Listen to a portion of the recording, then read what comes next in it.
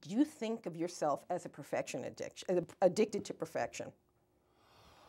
When it comes to work, I'm pretty, yeah. Yeah. Because I can't make mistakes. You know, people are betting on this stuff, and if I make a mistake, and I have no eraser. Yeah. It's on my, like the nuns used to say in school, it's on your permanent record. So I just have to try to be as perfect as possible. I realize that it is impossible to be perfect, but I try to attain that in work. Outside of work, it's anything goes. Yeah. It's, and anything goes. Well, yeah. I try not to do the thing, but I do like to keep it as perfect as possible in the workplace, and then, afterwards, I'm a lot looser. Yeah. And there's that word. You called the Triple Crown for 9 years for NBC. And in 2011, I believe it was, you retired from NBC, correct? 10 or 11 or something like that. You had cited performance anxiety for the reason for stopping to announce the Triple Crown. Can we talk a little bit more about that? Yeah.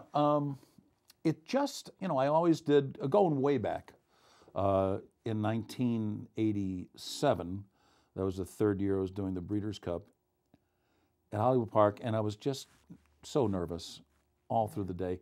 And I was always nervous leading up to the Breeders' Cup. It's a difficult task. At that time, there were 7 or 8 races on the card.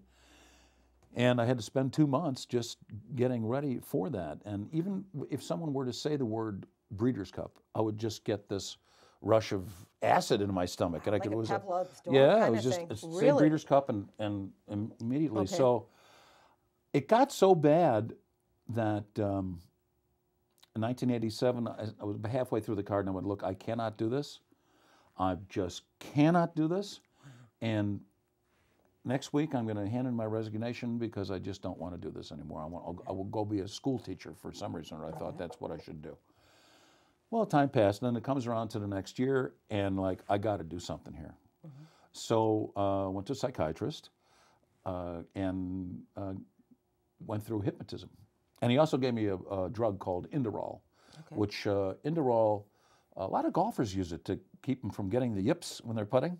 Really? It steadies your hand. It prevents the excessive flow of adrenaline. Okay.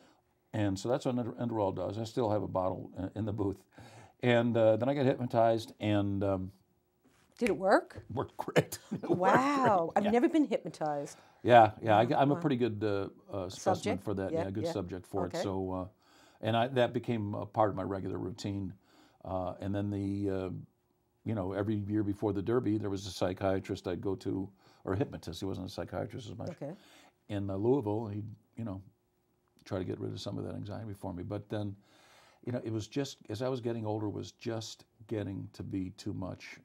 And I just said, look, let's just stop hitting yourself over the head and give it up.